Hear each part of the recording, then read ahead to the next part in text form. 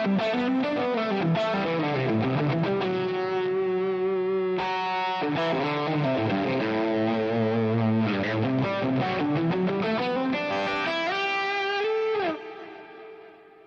you can hear me okay. I'll turn up the vocal in a second when people confirm that this is live or working. I'll just do some playing for now. Let me know if you can hear things okay.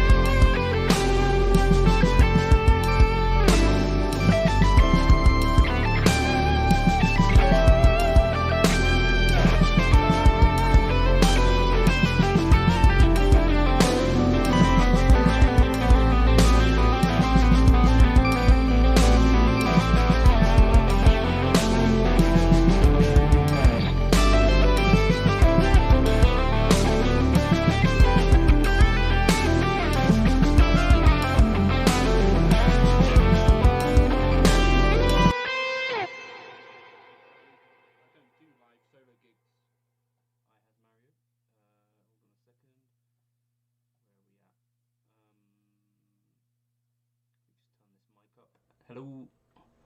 So I don't do gigs where I'm just playing guitar to a backing track. I'll do things with a looper occasionally, or I used to do like a few solo jazz gigs, but that wouldn't be this sort of thing. Generally I'm just playing with a real band.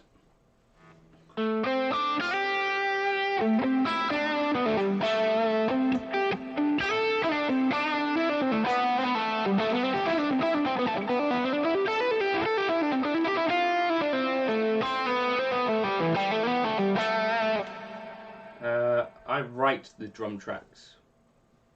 Yeah. That's how that works.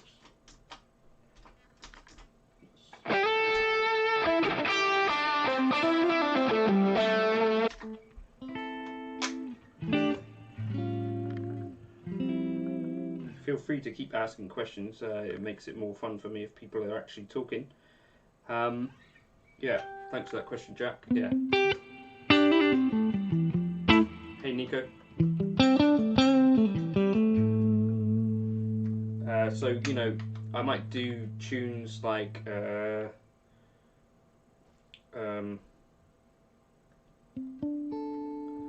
whatever. I can't do it so easily with the Helix looper because it's kind of a bit short. But something like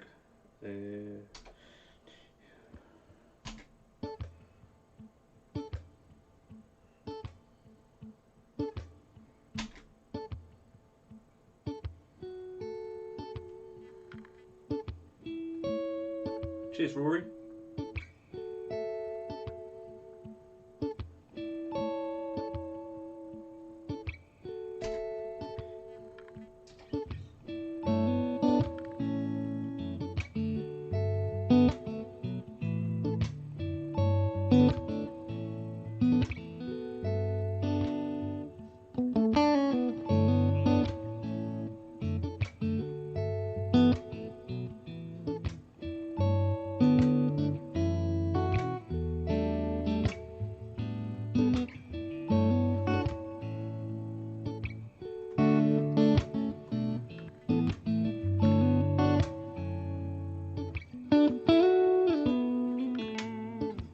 That sort of thing, you know, with a looper, it's kind of possible. Hey, Simon.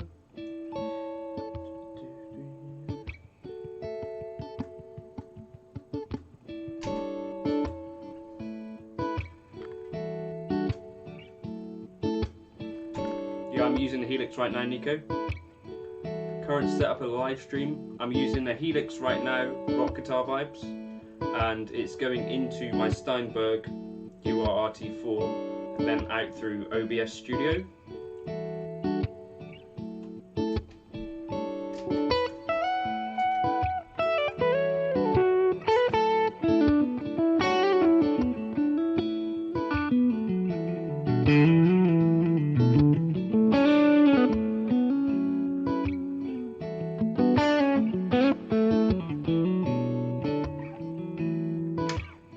Rory, so I think you've answered the question in your own question. You have to just start making the leap.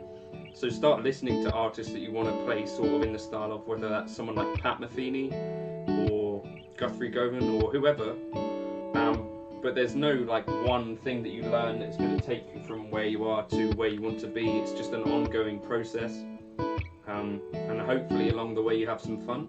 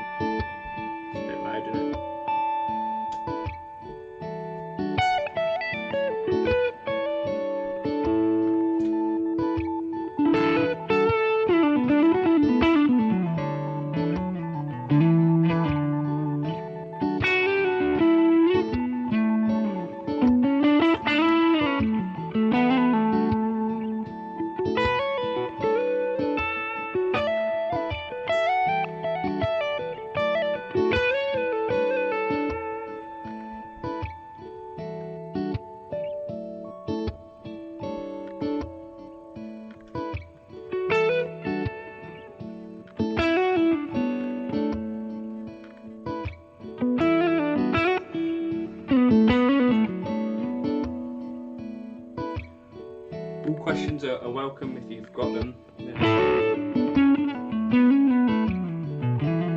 Sorry I haven't done a live stream for a while, it's just been way too hot. In the UK we're going through a bit of a heat wave. Adrian, I love that Eric Lee preset too. That's what I use like most of the time.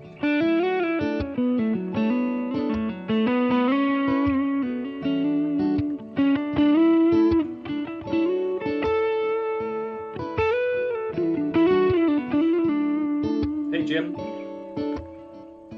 I avoid showing my face. Just not that interesting. My face is in plenty of stuff. Just don't feel like it particularly adds much.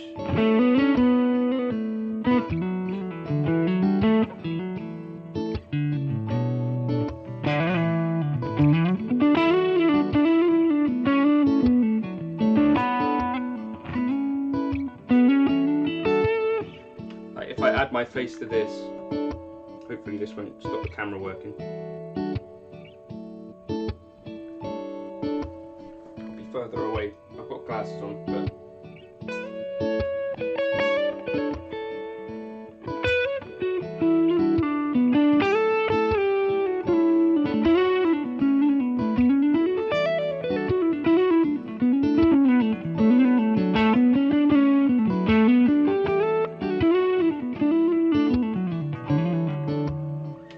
so I'm using right now Redcom. Hey, by the way, this is a Sony A7R II and it's a Sigma Art 35 lens.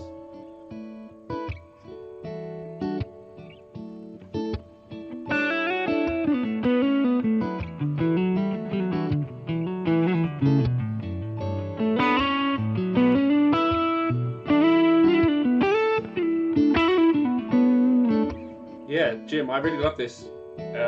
It's got a V-neck, so it's kind of a little bit less vintage feeling or something than the other guitars, but it feels really comfortable to play.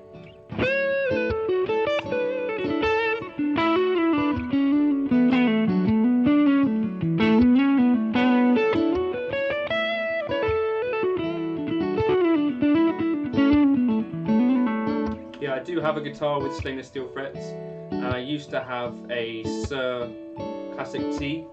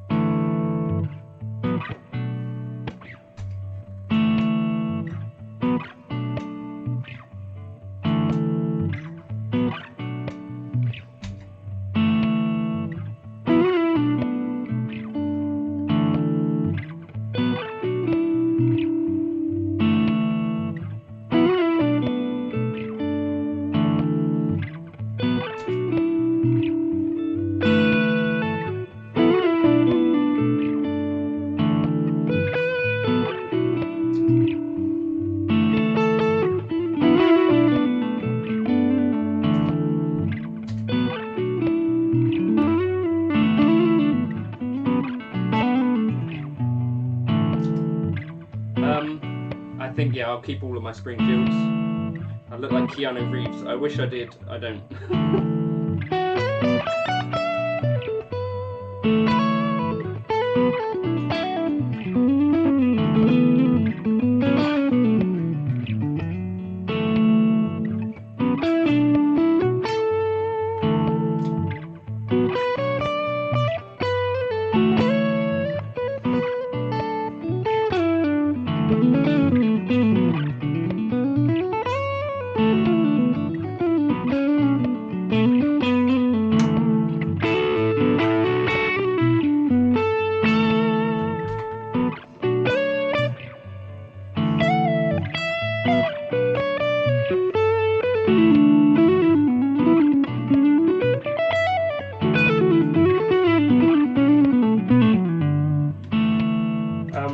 So I'm playing my favourite part of Sob Rock right now.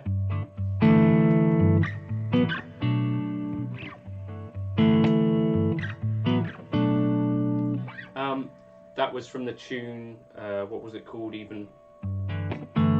shot in the dark, which I thought was quite cool.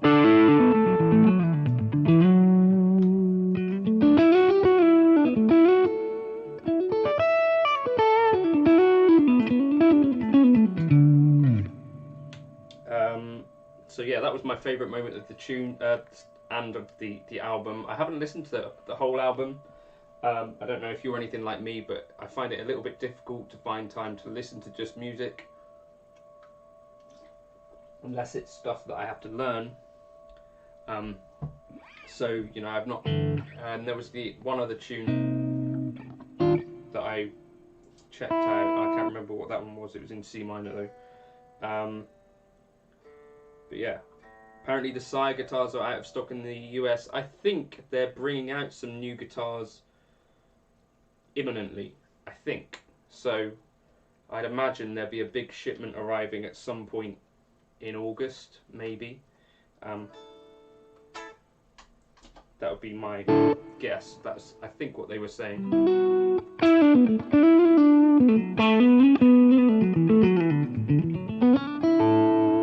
Rock Guitar Vibe says, to me, some days the sound of a setting is different than the day before, even if nothing has changed.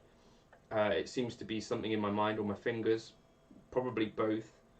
And can you share this experience? So I think another thing that happens is as we tweak things, you get this thing called like ear fatigue, or equally you get used to the sound of a particular setting the more we play it. So this is what to me makes it most obvious that you're playing a modeler, is if you switch between presets on a modeler, it's quite a jarring experience for me in general. So say you had like a Quad Cortex or a Helix and you were switching through the factory presets, basically you don't give your ear or fingers or anything the chance to get used to the feel and the sound of that preset, and so you just end up switching through rigs and stuff way quicker than you would be able to in the real world. You know, like if you want to switch between amps, it takes a little while.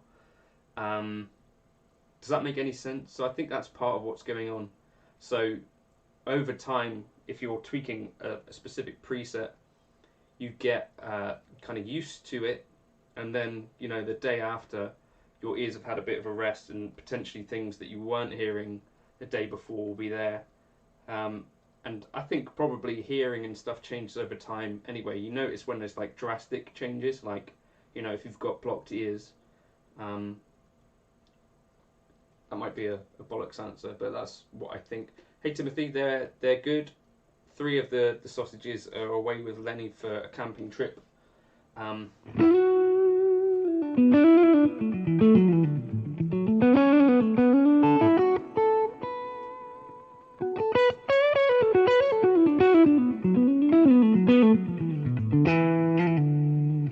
Any more questions are very welcome. Favorite strings? I use 10s or 11s on electric guitar.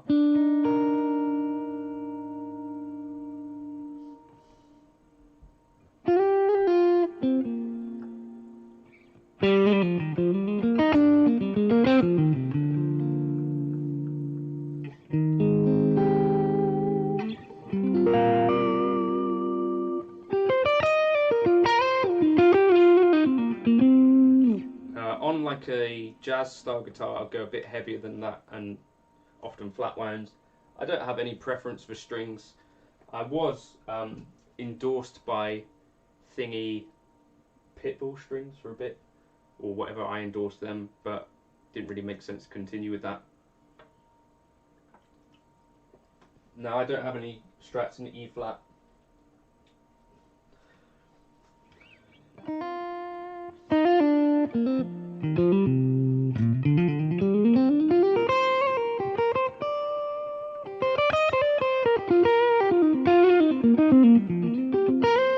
Oh, sorry, Michael, I didn't see that question first time round.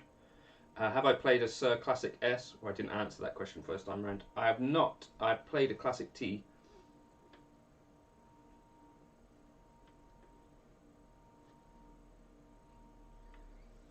Yeah. On holiday for 3 weeks. Where are you holidaying, Tim?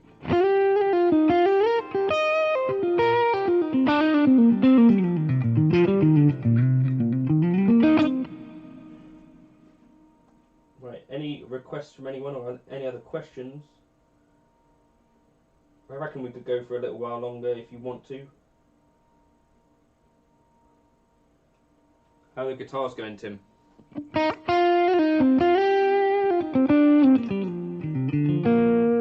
Yeah, I had a classic T, and that was great. You know how it is with guitars though. How about coated versus uncoated strings? I've never tried coated strings. I'm not a person who really feels the need to have super new strings. Yeah, that's a Fender vintage hot rod. So it's an Avery vintage hot rod, isn't it, I think?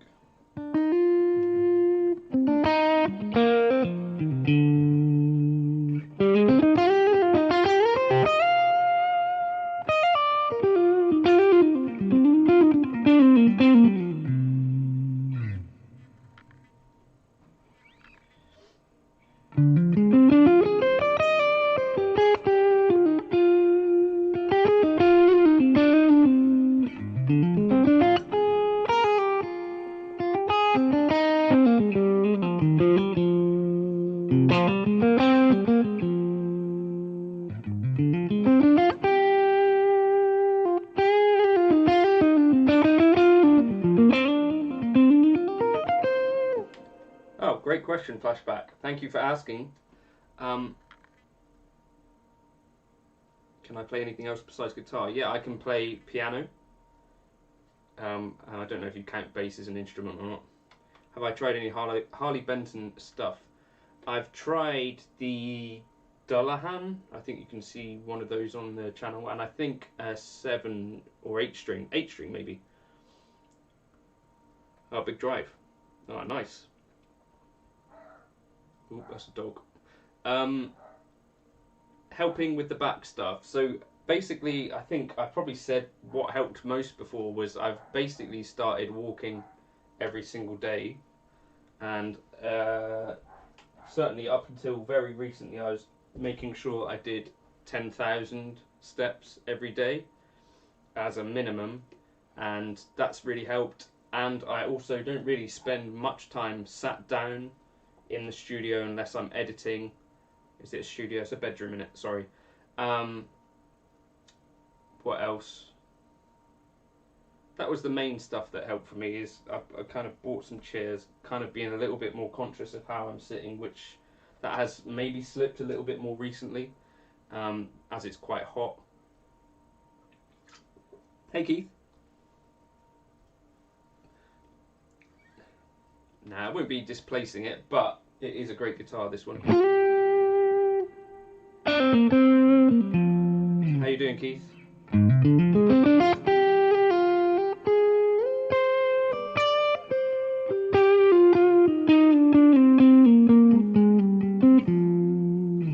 I do need to actually speak to you, don't I?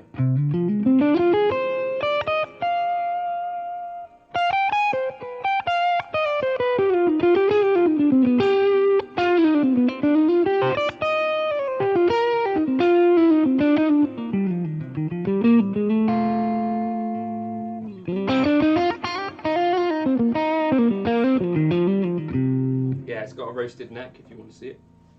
Should we practice sitting down or standing then? Well, the answer for me is standing, because sitting down I'm playing with kind of worse posture, and I found out basically that any time you spent sat down you should be spending 3 times the amount walking or standing up, essentially. Yeah, we were meant to schedule some sort of conversation, weren't we? So yeah, that's, what else am I saying? What are you doing in Croatia? Hey Sam. This is the Fenton Gang show. This is his son Chip, this is his son Nemo, and that's Fenton. Let me just write this on.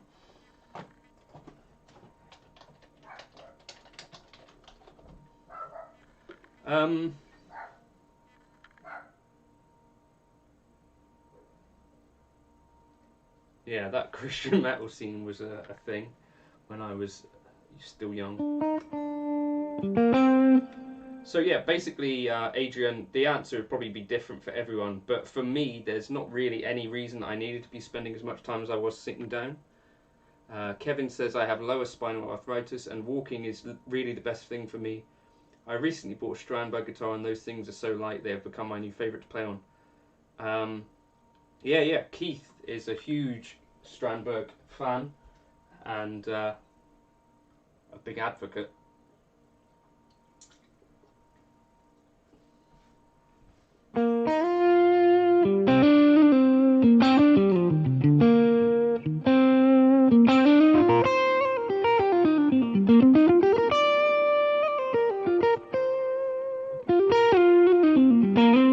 Yeah, Leanna drew this for my birthday, designed it for me, which was nice of her. I think, I don't know, let me know if you want me to make t-shirts available. I've never really got my head around the idea of actually doing merch. Keep the questions coming, it's nice to speak to someone.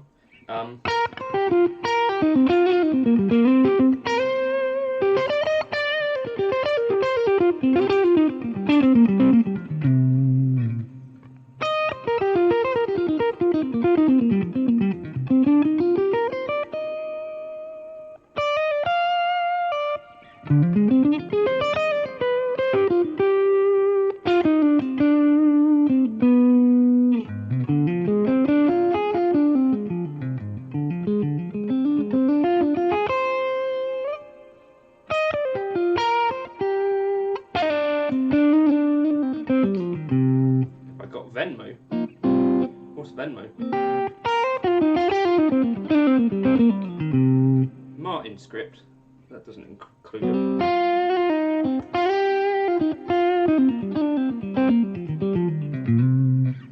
You better talk to Keith about that. How did I find out about K-Line? Okay, so this is not a particularly complicated or sexy story, but I am part of a forum to do with gear and stuff. What am I trying to say? And so on this forum they sell guitars, and I'd read a few bits and pieces about K-Line, and you know, there was one that came up on the forum. I'll go and get it. This guitar. And at the time I was vaguely interested in Fender custom shop guitars, and what I'd read online was that these things were remarkably close, if not, you know, a little bit closer to being a boutique instrument than a Fender custom shop guitar is, given that they are made by one guy, Chris, in Missouri, and it was, I think, £850 or something like that, and I took a chance on it. Hey Desmond. And it turned out to be the best decision I ever made. And since I've bought a bunch more K-Lines whenever I see them come up for sale. None of them as cheap as this one, obviously. But yeah, they're my favourite guitars to play. And for the price, I don't think they can be beaten. So that's the K-Line story. Just came from my 2 Rock versus Mezza video. Did I hear you wrong? Did you say the Lone Star for 700 quid? Yeah, so in this country, I don't know if it's the same all over the place, but basically the Mezza Boogie Lone Star 2x12 combo weighs maybe 40 kilos or something crazy like that. And it seems to me that big heavy amps have gone a little bit out of fashion. So yeah, that was in Cornwall. I think I got that for £720. The new price of the Mezza Boogie Lone Star 2x12 combo I think was crazy, like £3,000, something like that. Adrian, I think the main thing with a good strap is you have kind of good thickness here. So this is a Franklin hemp strap, I think. These I find amazing. Obviously I'm biased because these are the straps that I use because they send them to me as well. But Franklin straps I would check out. They're really wide and comfortable, so that's what I love. Tell us why the K-Lines are my favourites. They just feel like good strats, basically. There's nothing, I don't think there's anything too magical about guitars, but when you get one that works for you and one that feels right in your hands, I guess that's when the magic kind of happens. I mean, I find it difficult to think that someone didn't get on with that K line enough that they sold it to me, but I guess that's kind of the reality of stuff. Not everyone gets on with every guitar.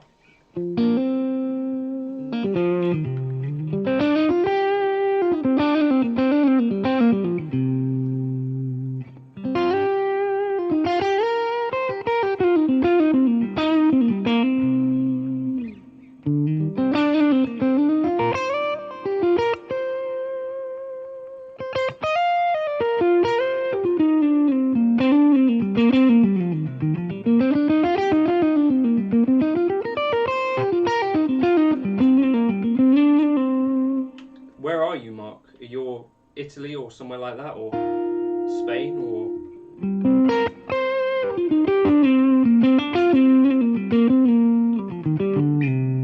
maybe you're in the US. I don't know. I felt like after doing that experiment, I felt like the Lone Star held up quite nicely. I'm going to sell the EJ Strats. You do need to try out some Lola Dirty Blondes, Keith, or try a K-Line. I've had a couple of those EJ Strats, and well, they're pretty good. I think they're really good.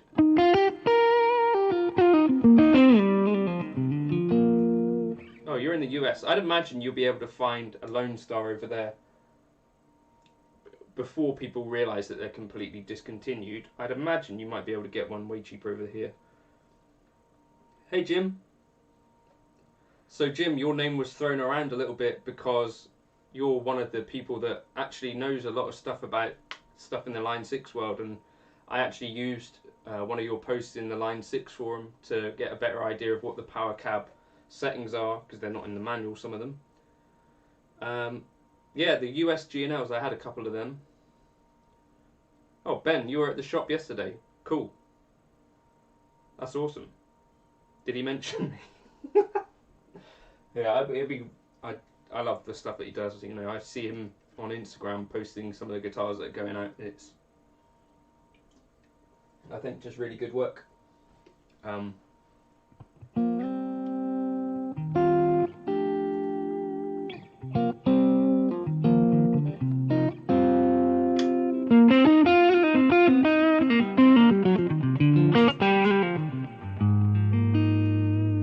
I had an Olympic white US G&L Legacy.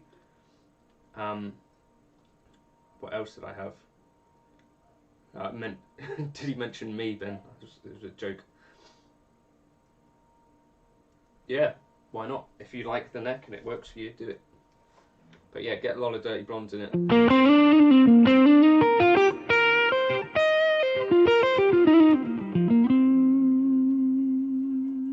Are you particular about the Molotov of your guitars, or doesn't it matter to you at all? What do you mean by Molotov? Hey Keith, I definitely did not stop doing the chords on Friday videos. There was one that went out yesterday about the E7 sharp 9 chord. So I did a video exploring other voicings for this. Cheers Jack, thank you for joining in, and thanks for contributing and commenting and spending time watching this. I know there's plenty of other things you could have been doing, so I do appreciate you stopping by. Yeah, so I took this chord, Keith, and I looked at the notes in it. So we've got an E, a G sharp, a B sharp or a C, a D, and an F double sharp, or, you know, a G in this case. And I thought about other ways that we could do it. So here was one, because I wanted to hear that sound, but in other places. Something like this. There's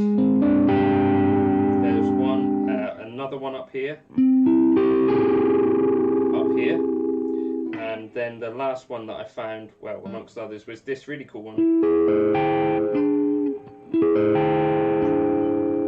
But it's really cool.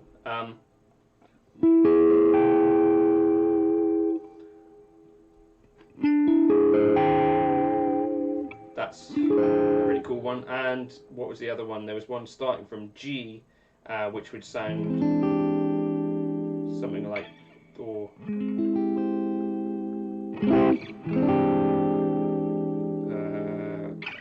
drawing a blank now, but something like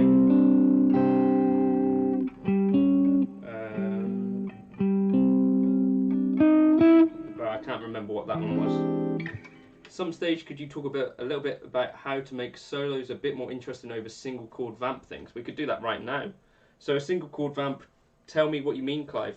Let's talk about it. I'm more than happy to chat about that right now. More importantly, where's your wiener dog and what is its name? There's lots of them. So we have a family of them, but 3 of them are with Lenny at the moment camping, and the other 2 don't like me as much. So Fenton is the main one.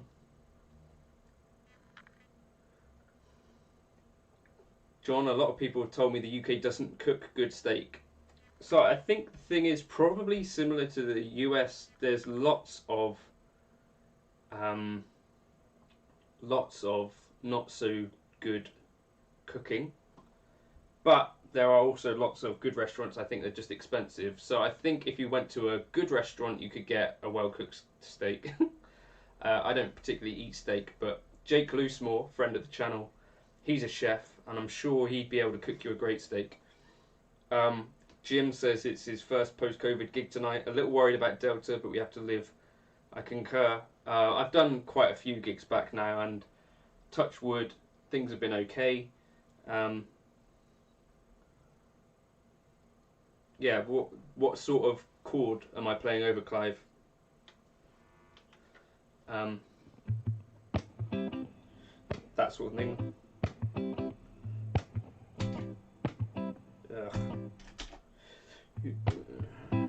2, 3. So we'll just play over like an A minor vamp.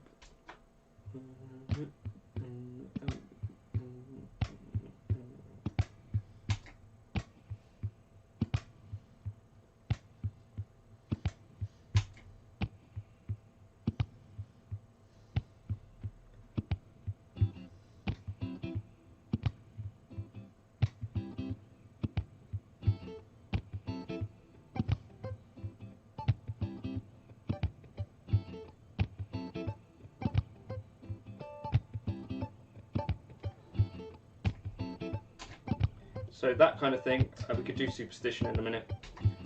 So we're in A kind of, just an A vamp, right? A minor.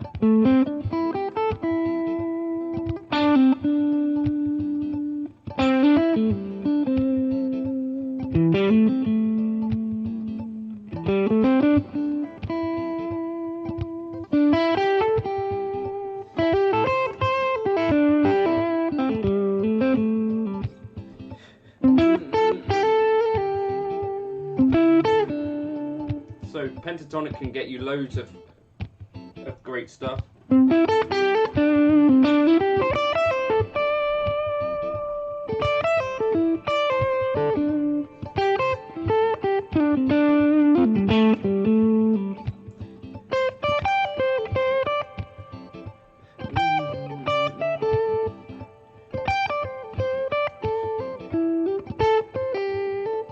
That kind of thing, right? So you didn't even have to do anything more than pentatonic, but you could try and make that interesting with some interval stuff.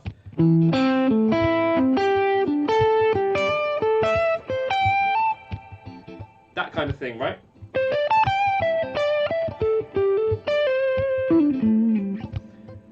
Then the next most obvious thing, I think, to me over this is this.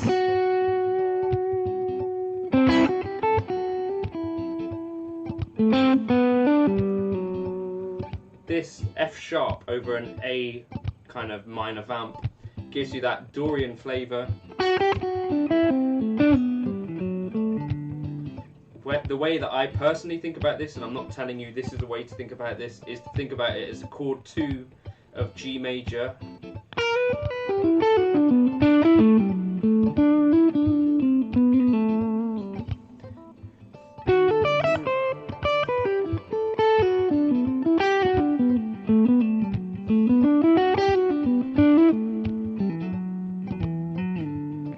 So that would be my second step. So my first thought would be A melodic minor, no, sorry, A minor, sorry, what am I saying? Yeah, so A minor pentatonic.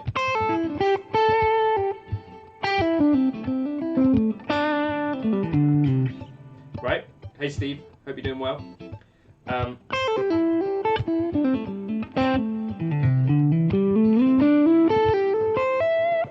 Then add in that Dorian.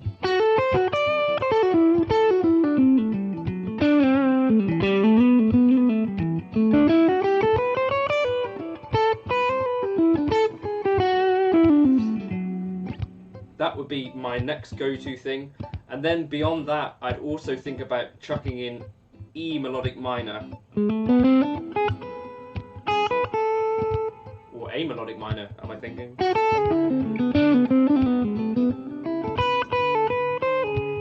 Yeah, A melodic minor.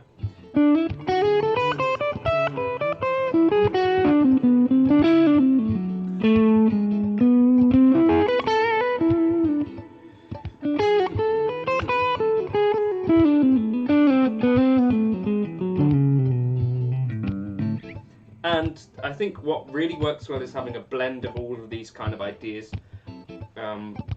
And maybe like the melodic minor thing is something you just occasionally touch on. Generally for most gigs, it's not the sort of thing that you're going to be cracking out all the time at a wedding.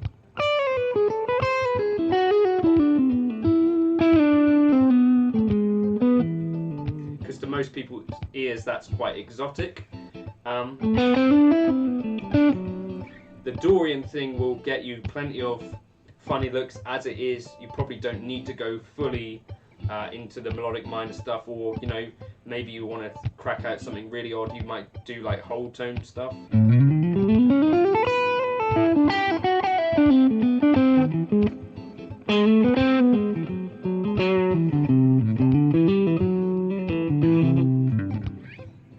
But that's kind of some of my approaches to that. The other thing, once you're in the pentatonic kind of way of thinking, is you could do kind of side slipping stuff, which is a kind of easy-ish way to think about getting outside. So you just shift your pentatonic box, whatever you're using, up or down a semitone, and then try and land on the beat with a strong note.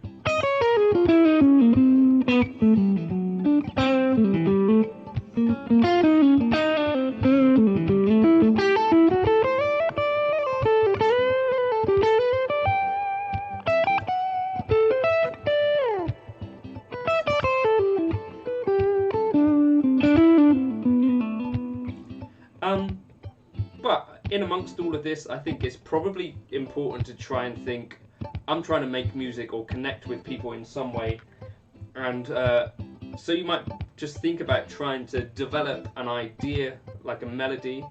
The other day I did something like this on a gig, and maybe just try and get people to feel it.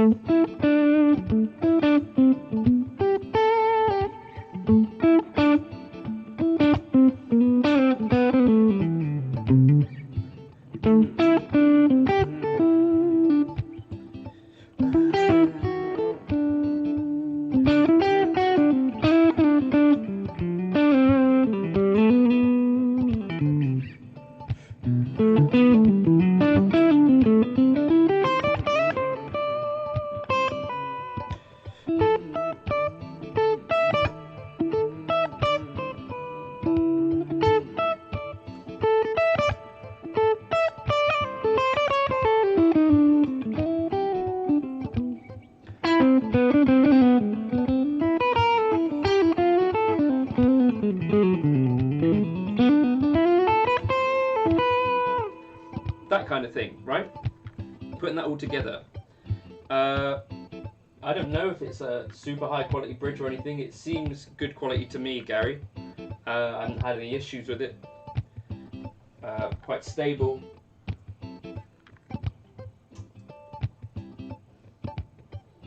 I'll I'll just swap over to the slide now because a couple of people have asked about it.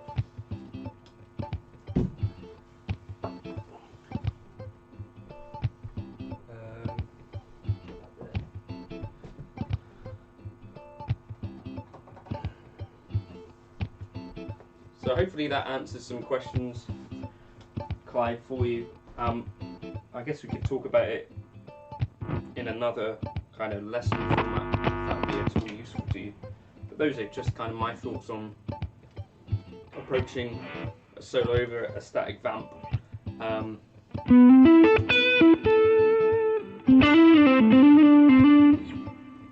know if you can see the bridge there. Seems fairly solid. More modern style saddles.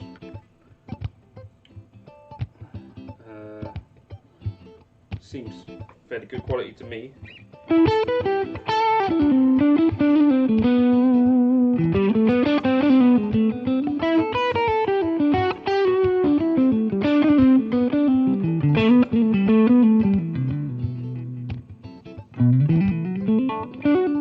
Yeah.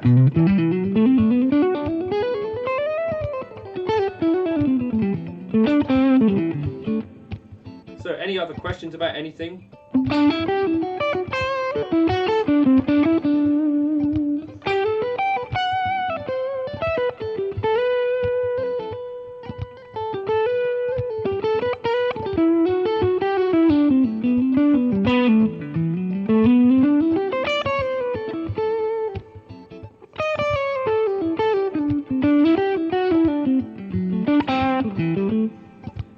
And yeah, I guess it's also important to remember that sometimes you're going to get asked to solo over potentially what you might currently think of as ugly keys. So, you know, whether you're playing like Superstition or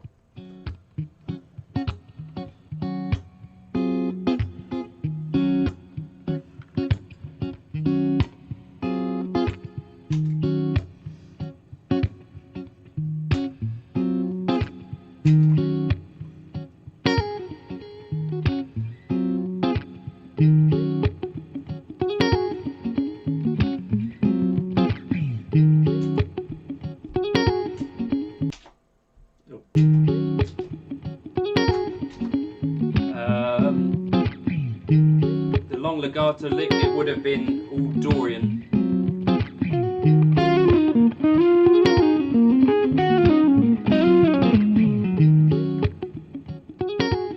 So, you know, practice playing in these more awkward keys like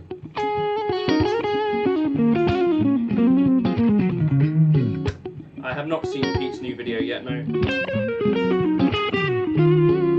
Hey Hanover Green.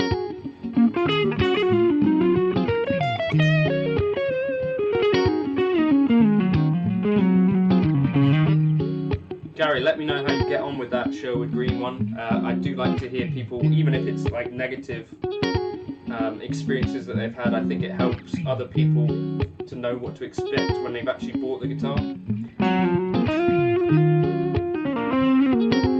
I recognise that not everyone necessarily is going to get a good one.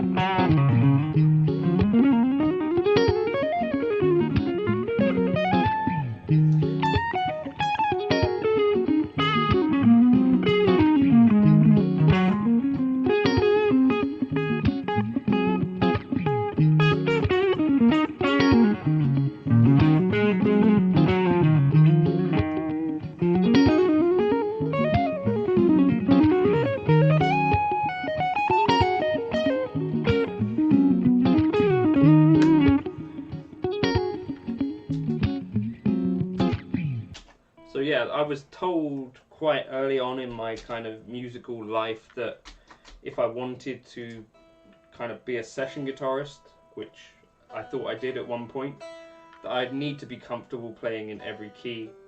So I made a point of kind of getting comfortable playing in every key. what does it look like when I'm forming those long legato lines? It just looks like what it sounds like. So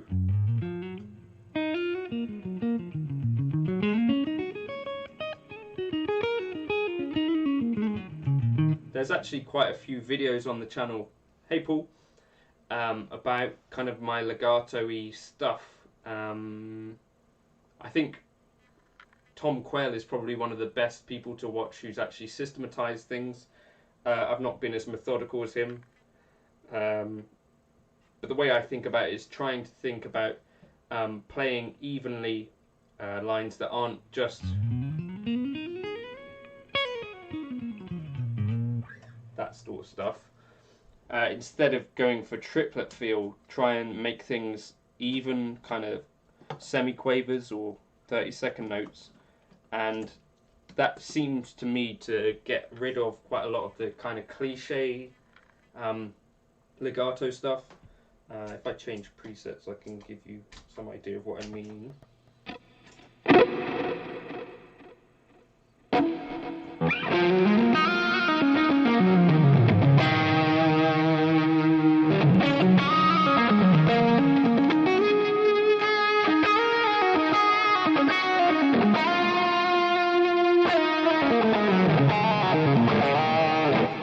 Cheers, Jensen. Yeah, the battery ran out on the camera.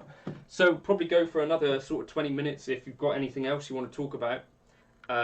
Maybe I'll just do a little backing track and show you some legato things that I'm interested in playing. So what I try is to do this sort of thing. So you're just exploring the 3-note per string stuff.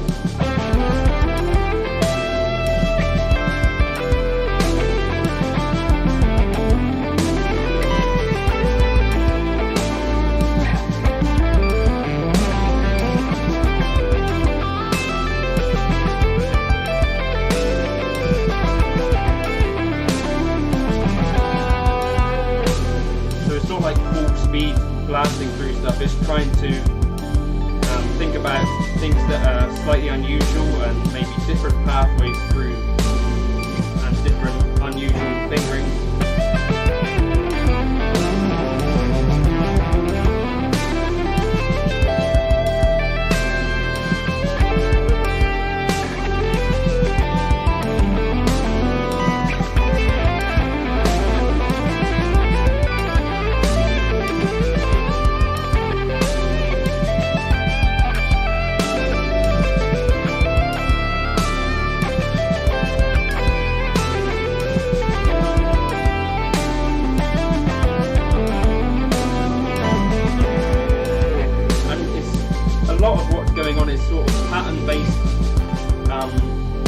Habits that you start to form.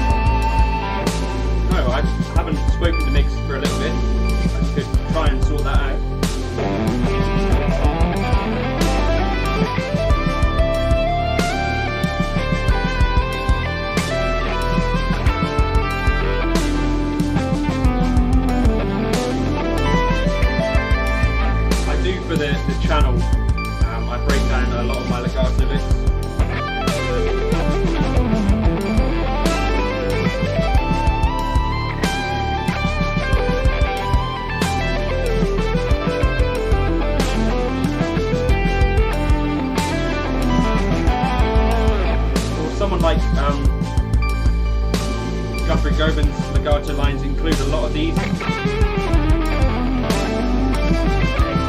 chromatic little bits.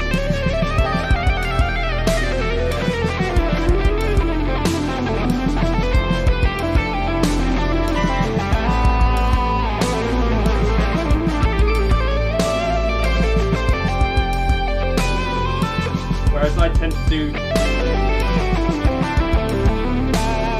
a bit more of the stretchy.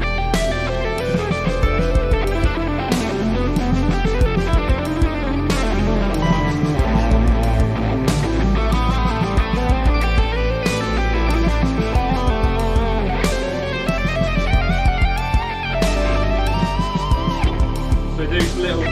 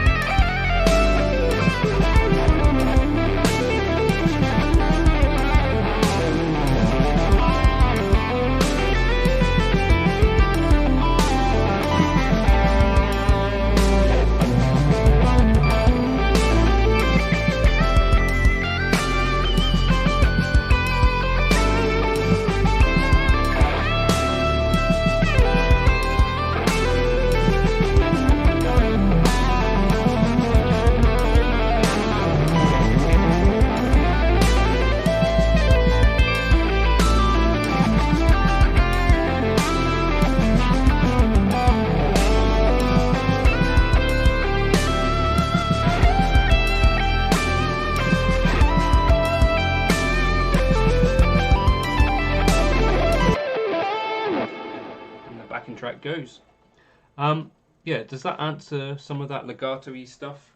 So that would be some of what I think about. So trying to plan out some of these things as well. So for instance, I noticed that I do a lot of this.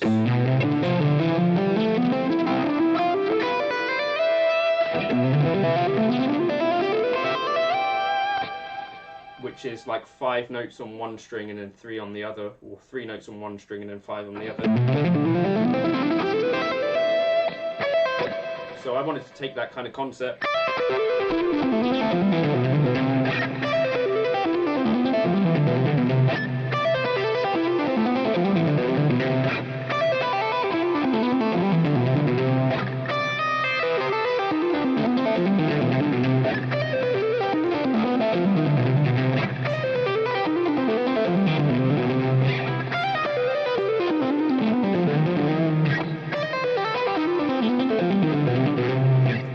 really listened to much Greg Howe at all, to be honest with you.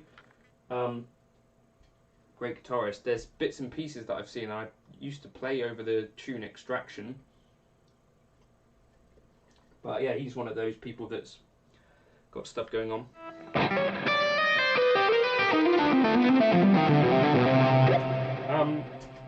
You probably...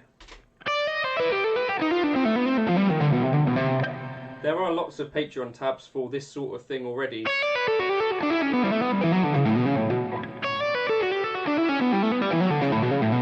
I think I might have called it New Patterns or something like that.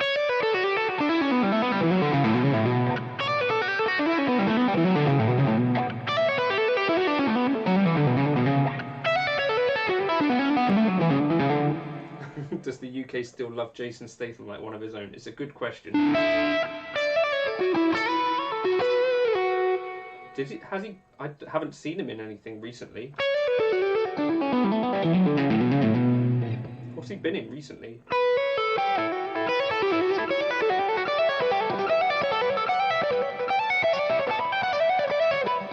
Yeah, it's kind of difficult. Tens, Gary, sorry.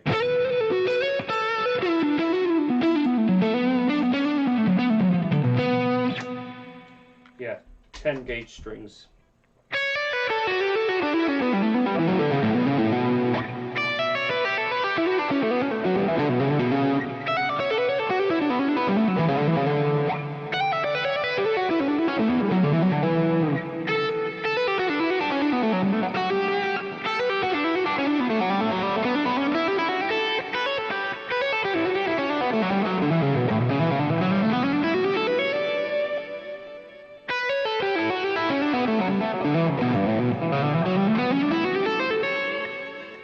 Jason Statham been in recently? I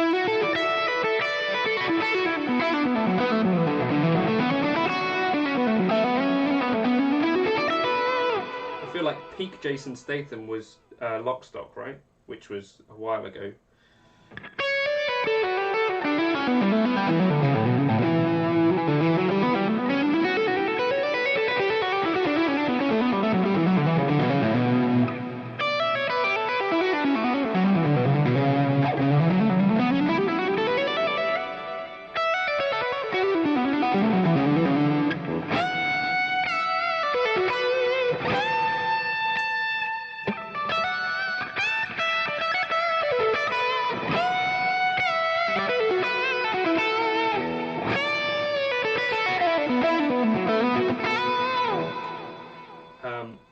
It might be maybe that it's got a flatter radius than you're used to.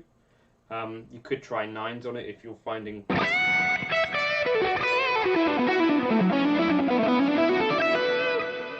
didn't even realise he was in the Fast and Furious movies. They're not tiny over here, I think. Wrath of Man, a new Guy Ritchie film. Okay, interesting. I'll check that one out.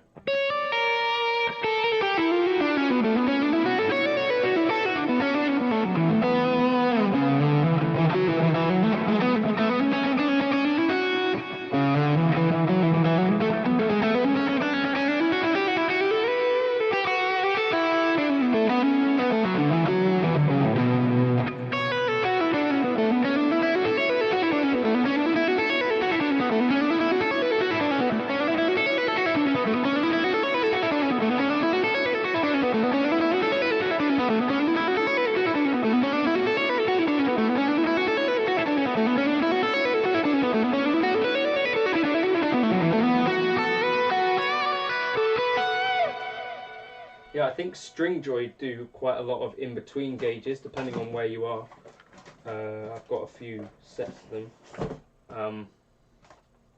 Stringjoy do like sets that are 10.5 or not that I've got any here, but might be worth looking at.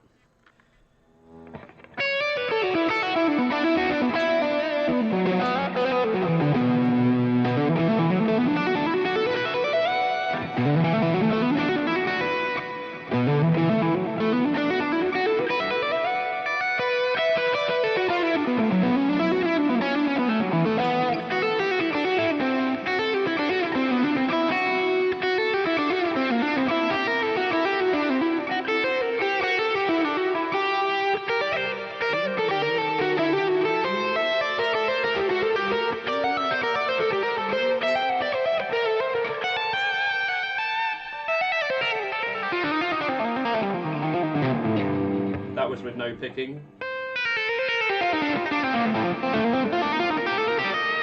It needs a bit of picking.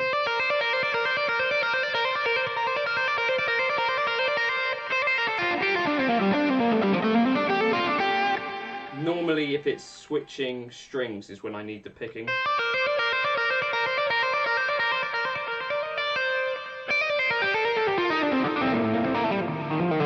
And then the right hand also does quite a bit of like muting.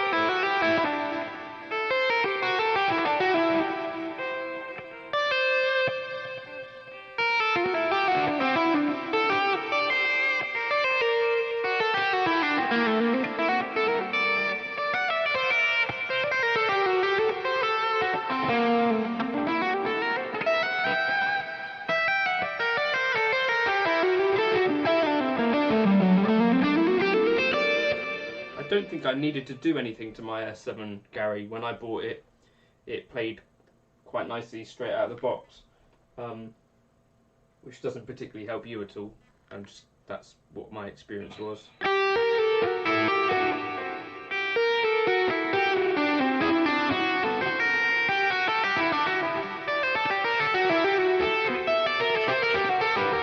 So that's with no picking. It's a little bit.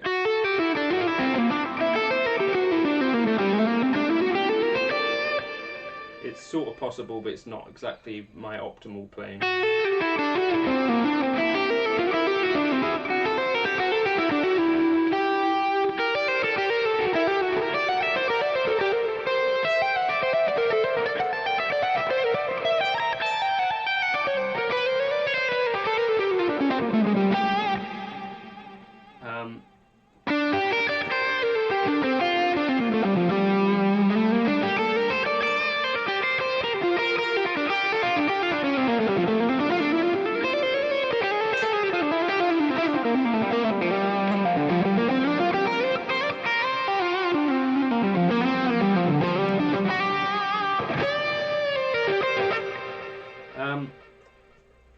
That guitar is in a case somewhere.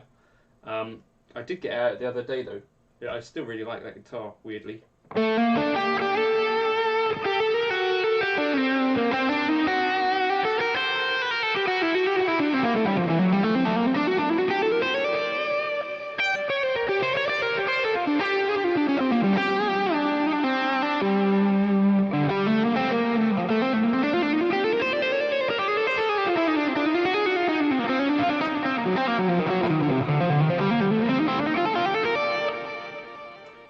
What pickup do I typically prefer for lead versus chording? So yeah, depending on how much gain there is, I kind of like the sound of the bridge pickup on a Strat with this kind of lead tone. But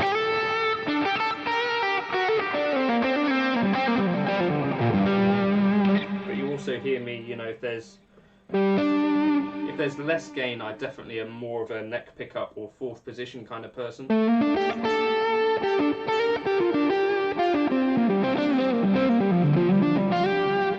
If it's heavy rhythm playing,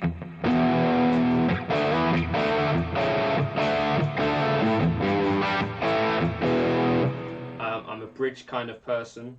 But if it's like not heavy kind of playing, so like whatever.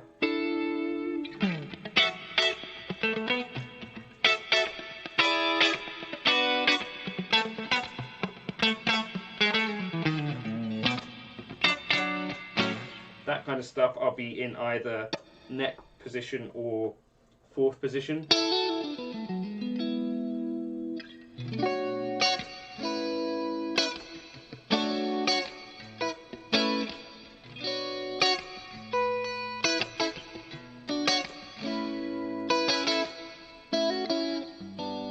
Yeah, it's just the Glitz reverb, Andrew. So yeah, that'd be my pickup choice, and then, you know, if I'm stepping into a lead kind of tone, if it's full gain, it'll be the neck pickup, bridge pickup, sorry, most often.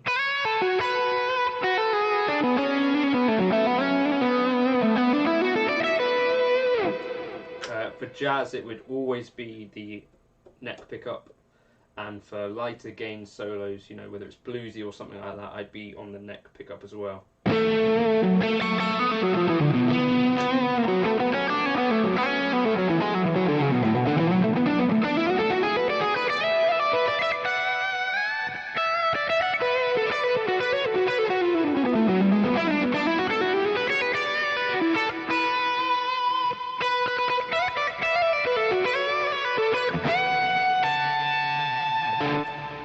Do I prefer the Glitz over the Dynamic Hall? There is something about the Glitz that I'm just super familiar with, and it also has a bit of delay built in as well, I think, right? So I've not switched over to the Dynamic Hall for most things. The Glitz, like you say, for DSP reasons is a great choice, and for me it sounds like I want... I did have a Big Sky, which the Glitz is based on, and I kind of preferred the sound of the actual Glitz, which might be weird to say, but yeah. Nux MG30 or NUX MG30, question mark, I have played one. Favourite guitarist, band,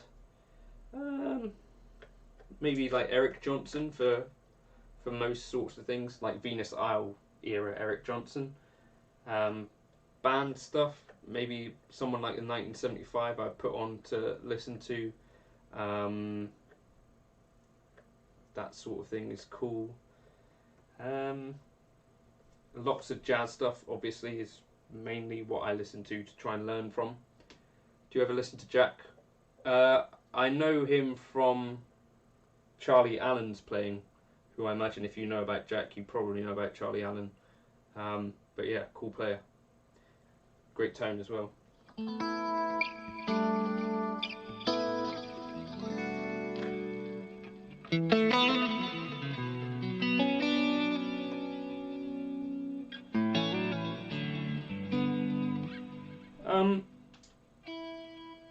The question I've just been asked there, what's better to make tones for home for live use direct to front of house?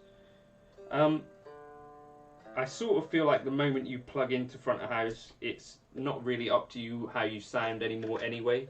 If you've got a sound man, they're going to do things that potentially you wouldn't do yourself. If that makes sense. So probably if you want to get some idea of how it might sound out the front of house, you want to be trying through a full range flat response monitor. You definitely want to be checking that out. Yeah, if you search for John Cordy Soul Mondays, you'll see some younger me. That stuff. Do I have a lead patch to grab on the new X? I think one of mine is built in, at least one. I think it would be called JC something.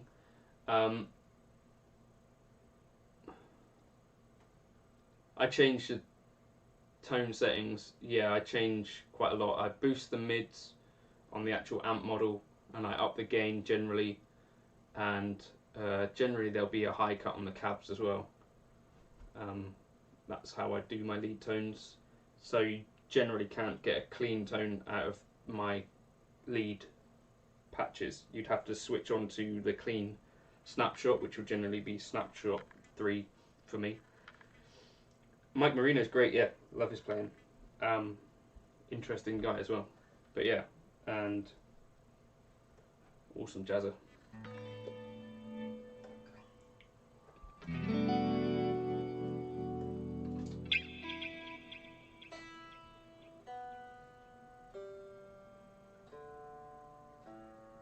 Cool, so unless anyone's got any quick questions.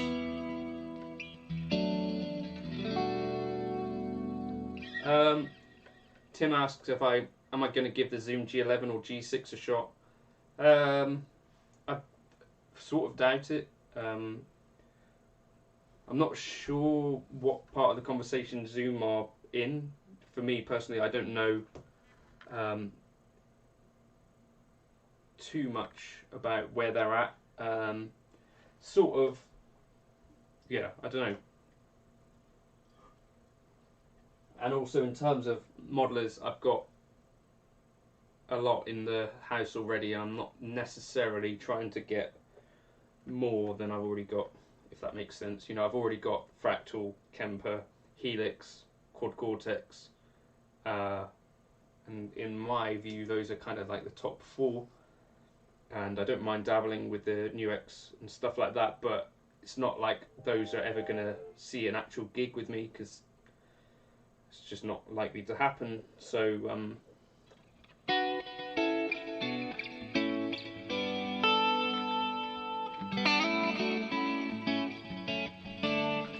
I've actually got a Budweiser Zero here, which I'll try. Oh, cheers, Andrew. Thank you so much. If you've got ideas, by the way, guys, for stuff that you haven't seen me tackling, I know the channel is mostly kind of Helix-y oriented. If you've got things that you're wondering about with the Helix, feel free to drop me emails or drop comments on stuff. I do try to help with those. I think most recently my interest has been in kind of delving into the amp models a little bit, and that's been fairly well received, I think.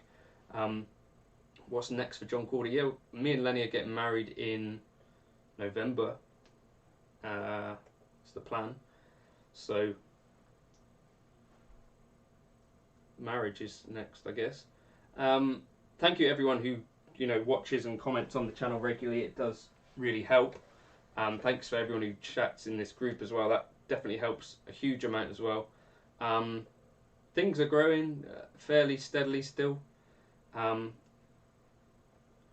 be kind of cool to get. I think we're nearing 30,000 subscribers, which is a nice round number.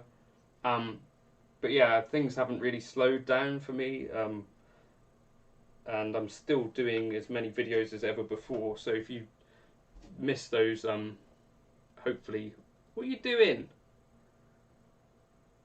Madness. Dusty Nuts has just sent through a big coffee. Well, thank you very much for that. Do I have brass or steel saddles on my tellies? Wayne, good question. I think that one in the background has brass saddles.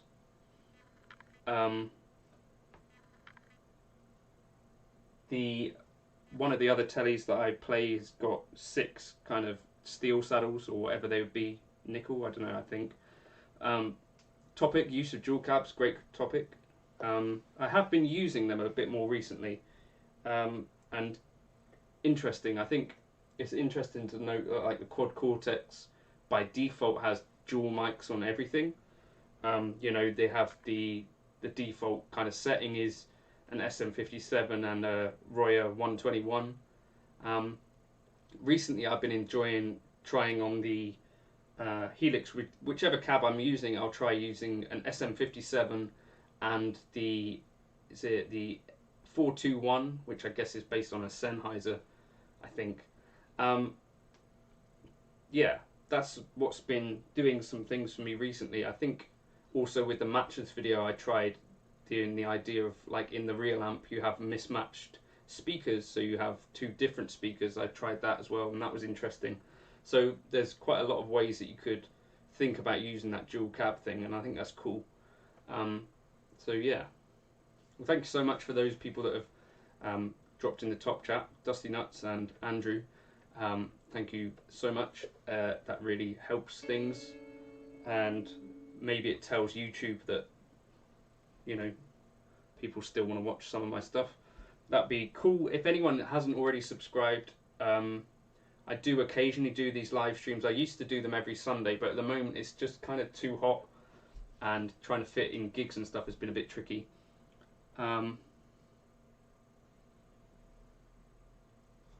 There's a question there. Any chance for the new lead tone to grab from you other than the factory preset? Yeah, if you shoot me an email, I'll figure out how to take them off and send them to you. Yeah, I think doing the 2 mic thing can sort of help, which I guess is not really surprising. But yeah, I do like to move everything to 1 inch from the cone. That's one of my first moves, so that you get more bass response than anything.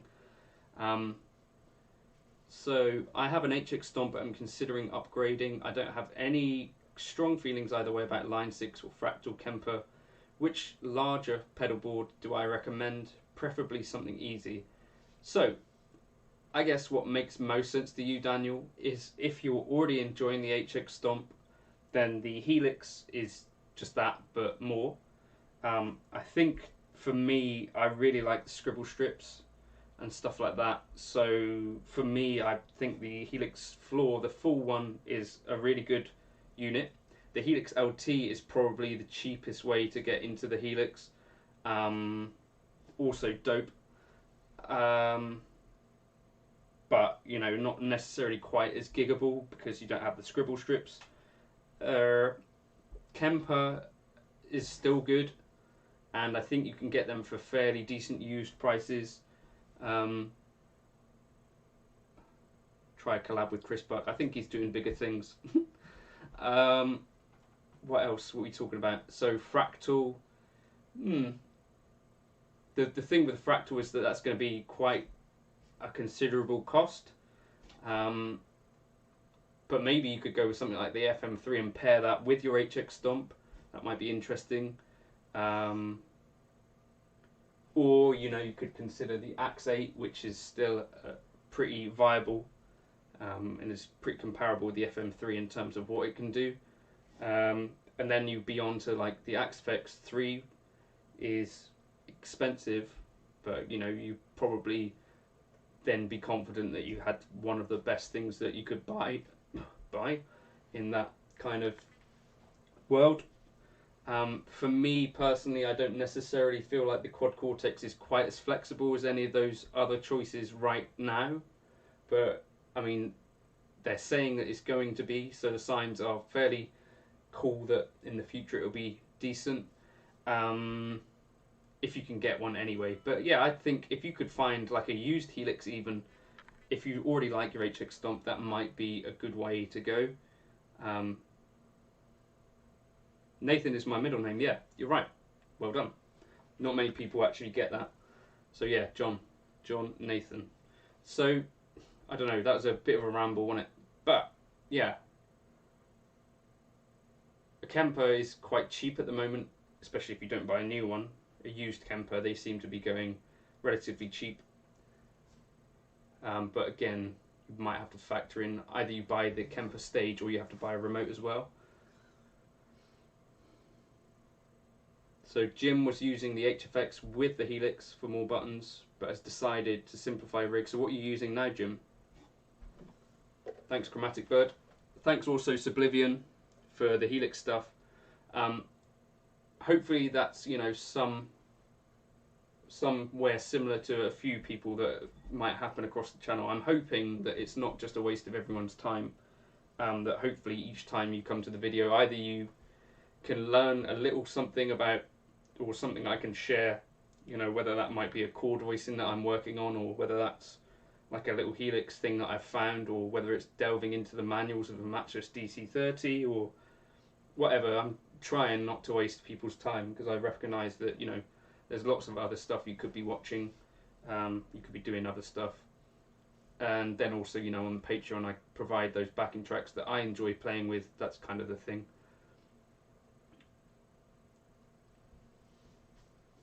Just Helix. Okay, so Jim's got just the Helix, got Quad Cortex coming to check it out.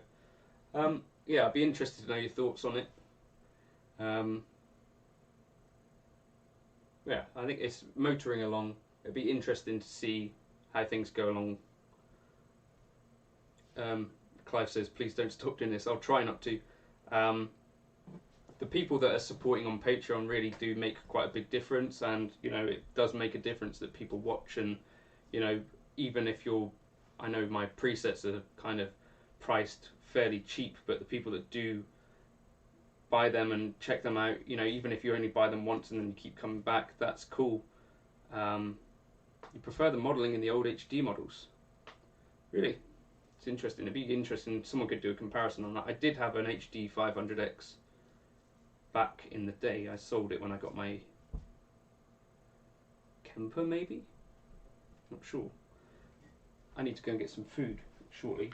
But yeah, let's just keep chatting if we're still here. Yeah, the issue with the manuals thing is though that some amp manufacturers don't really even bother to write a proper manual. Wayne says he traded his Kemper in for a Helix. Love the Helix. It's a bold move, but I like it. I think I'm going to try and do some exploration on other ideas of what you could do with the Kemper, because I think it's been a little bit underexplored by quite a few folks. Obviously, you know, if you're familiar with the channel, that the Helix is where I spend most of my time, but I do like to keep fingers in other pies.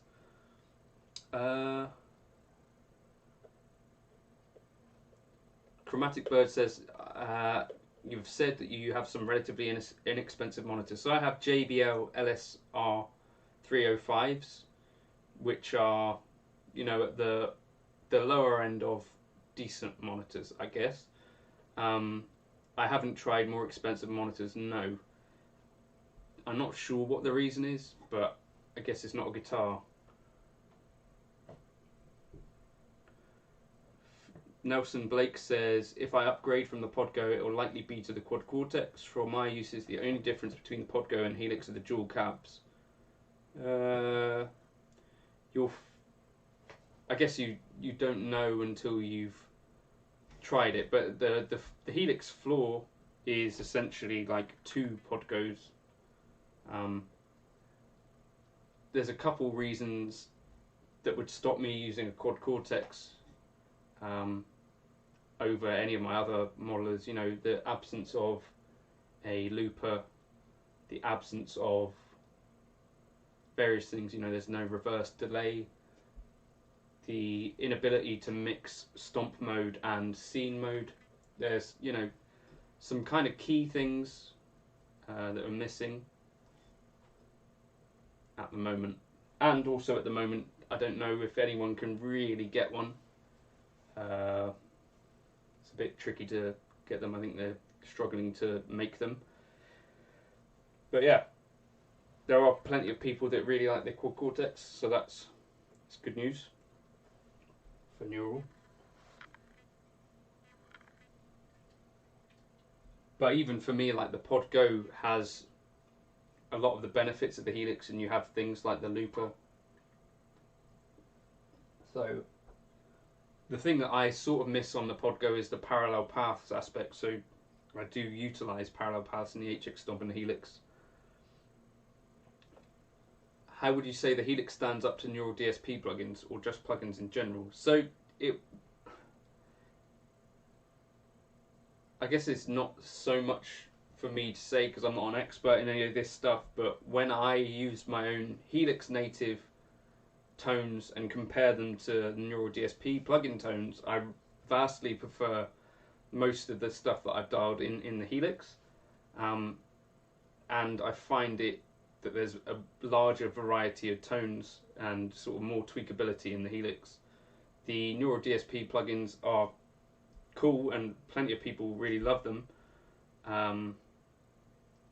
so that's cool, but I think they're a little bit more limited in scope.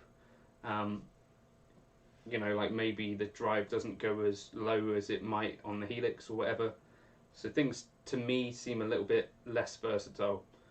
But that's just me, and plenty of people love them. So you did ask my opinion. I don't really think my opinion matters particularly. That's just been my experience. I think I also tried Amplitude, and I kind of preferred some of the tones that were going on. I only had like 1 or 2 amps because I was just using a demo, but I thought that stood up quite nicely to the Neural DSP stuff as well. But they have been incredibly well received, and that must be for a reason.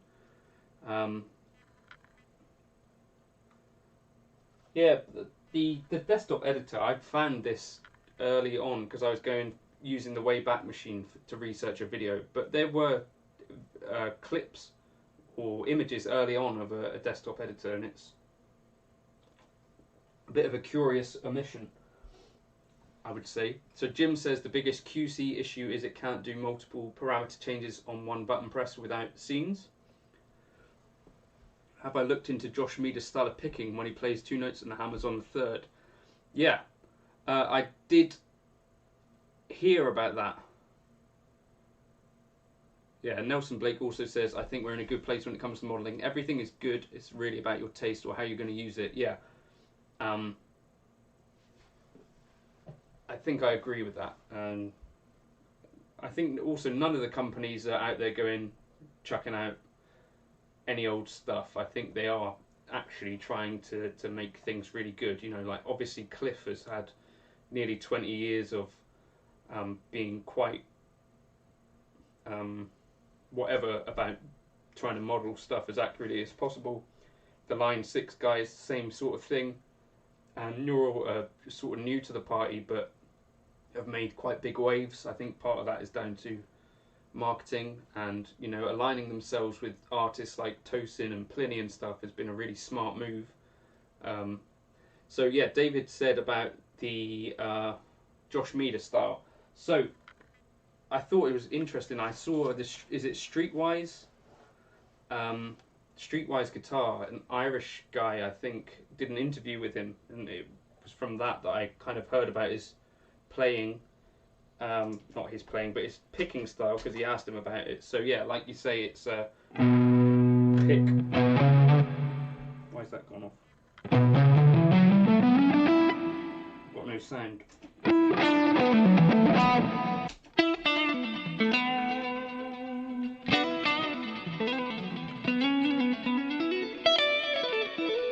Oh, it's because my headphones aren't in. So, what was I saying? Yeah, Josh Meader. So, he's got a style which looks quite circular to my eyes, which is, you know, not really, doesn't mean much. But like you say, he's picking on a 3-note per string pattern. He picks the first 2 notes and then hammers on the third.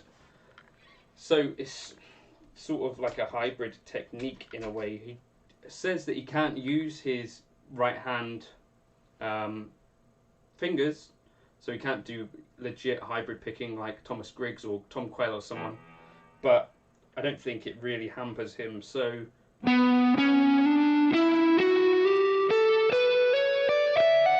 that sort of thing.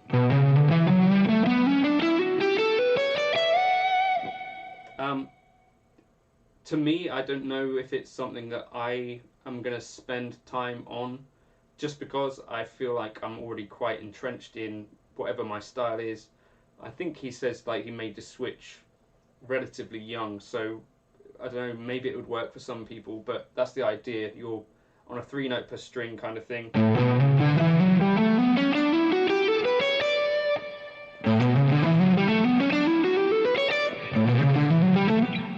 And I guess I can't really do it.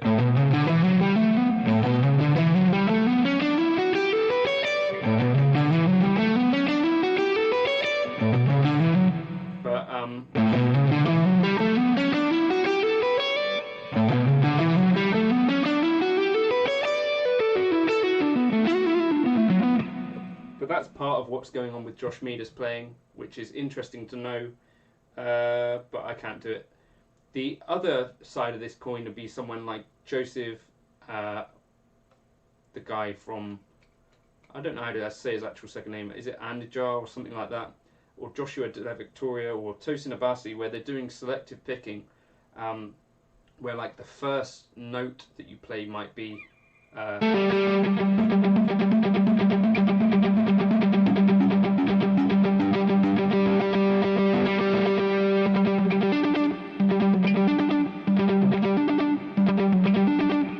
the opposite idea, where you hammer on the first note and then pick the second.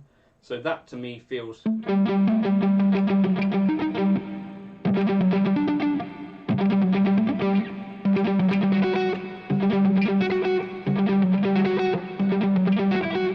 it's a similar kind of concept, just from the opposite angle.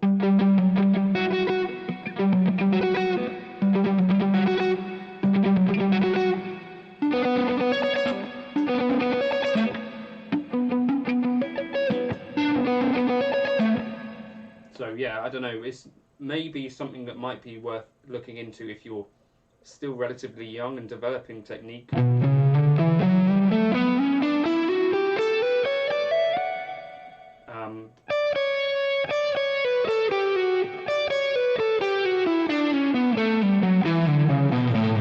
It might also be a way to build more flexibility into your playing anyway, though, even if you're not thinking that you're going to make the permanent switch as an exercise.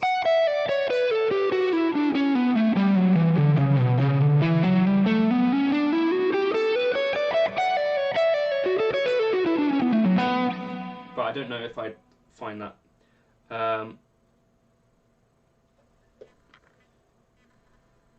So hopefully that's a vaguely interesting live stream.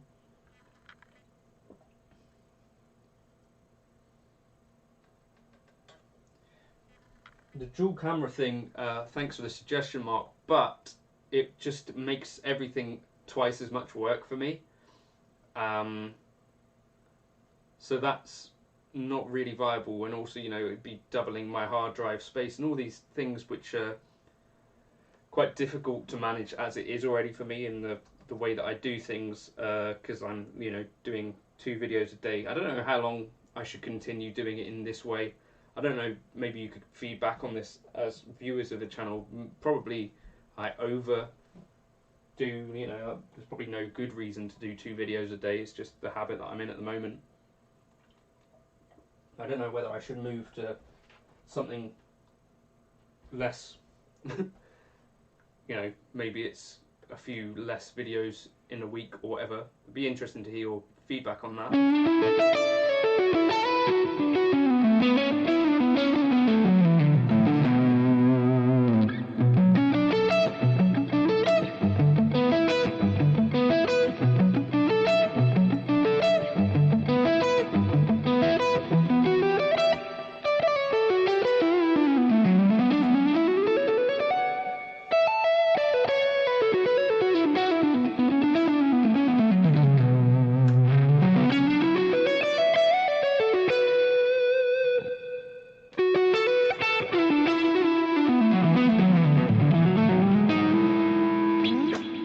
Right, what amp should I look at next? That's a good question for the helixy stuff.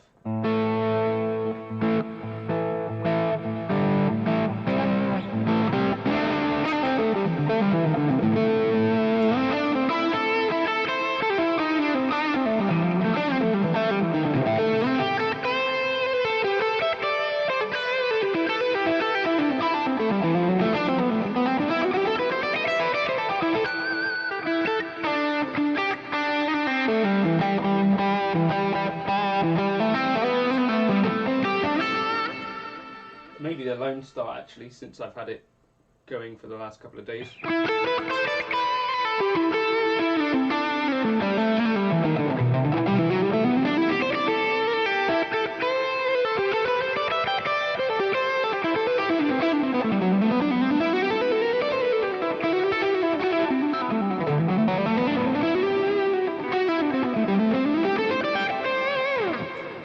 Yeah, I think the recording thing, like you say, David, it's been really useful for me, I think, to get used to this idea of being recording regularly and, you know, being a bit more, you know, like each time that I record the camera, it's just a moment in time. It's not necessarily having to be my best thing ever. It's just this idea of that's what was happening that day.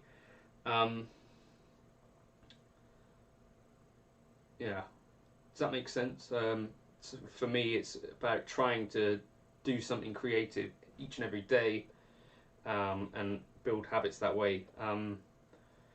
It's just been the path I'm on at the moment, I guess. But I don't know. It'd be interesting to hear from people if it's just too much, or if I should just carry on for however long it is that I keep doing this thing until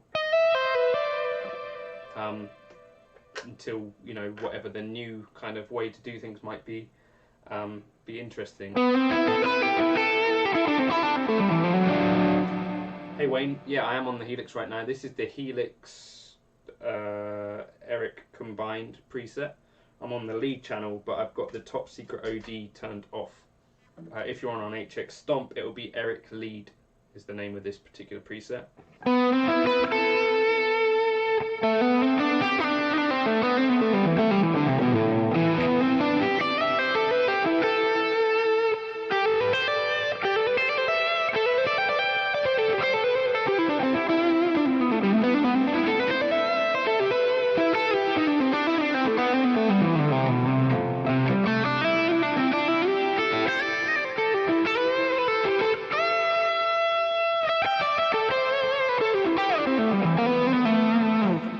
Right, well, thank you everyone who's joined in. Thank you everyone who used the top chat thingy, you know, paid me money essentially for doing whatever it is that I do. That is appreciated.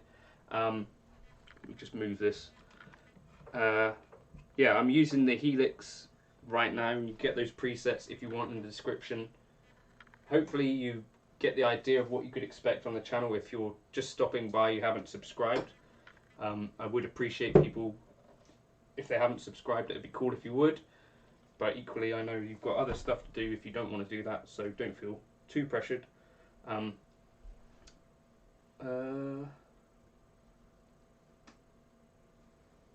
that's very nice of you to say, Mark. So yeah, sorry I've not done a live stream in a while. It's just been too hot in this room again. Seems to be what happens over summer. I'll try and do another one at some point in the future if people are digging this or whatever. But yeah, thank you so much for stopping by, and I'll see you in another video soon. I think I'm going to be trying to film How Insensitive tomorrow at some stage. You know, the Jobim tune, a bossa nova. I've got a jazz gig tomorrow in a field somewhere, if the weather is not rubbish. But I'll find some time to do it. So thank you everyone for stopping by. As I've said already, thank you for liking the video and leaving comments and all this stuff, and thank you for continuing to watch my stuff, bullshit. The stuff that's on the channel is appreciated when people join in and stuff. Cheers.